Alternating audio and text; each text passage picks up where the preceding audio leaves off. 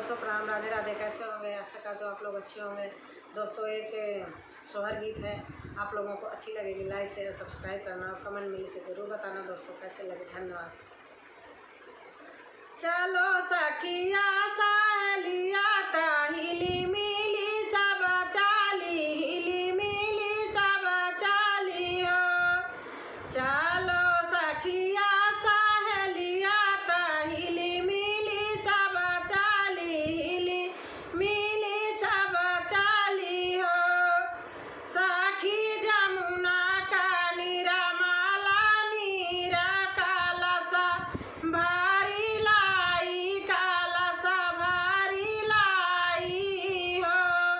सखी जमुना का नीरा माला नीरा कालसा भारी लाई, कालसा भारी लाई हो। केहू सखी हाथा मुखा धोवैता, केहू सखी गला बोरई, केहू सखी गला बोरई हो।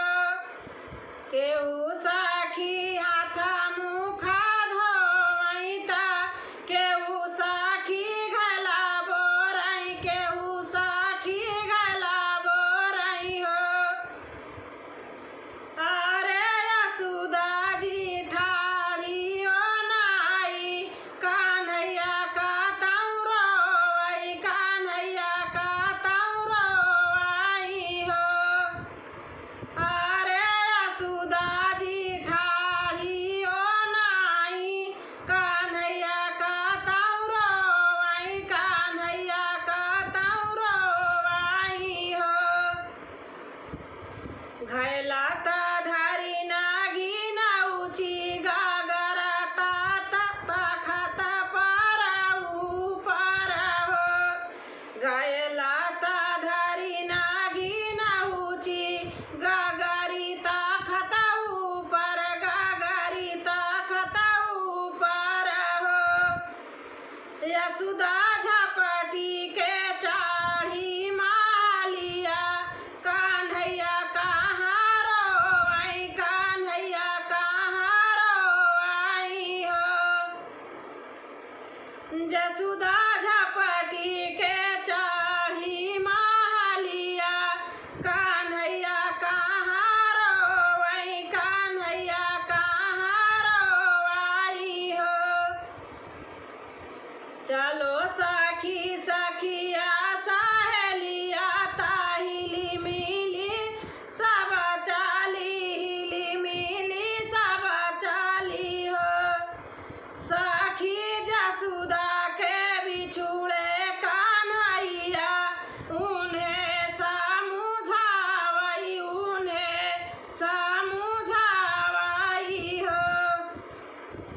सखी यशोदा के बिछुड़े कान्हैया, उन्हें समझावई, उन्हें समझावई हो। कैले बैते लावा फूले लावा, आखिया के कजराई हो। कैले बैते लावा फूले लावा, ता आखिया के कजराई हो।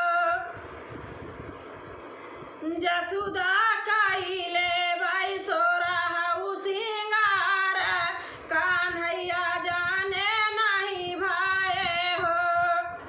यशोदा कैली सोरहु सिंगार, कान्हैया जानऊ नहीं भाएन हो।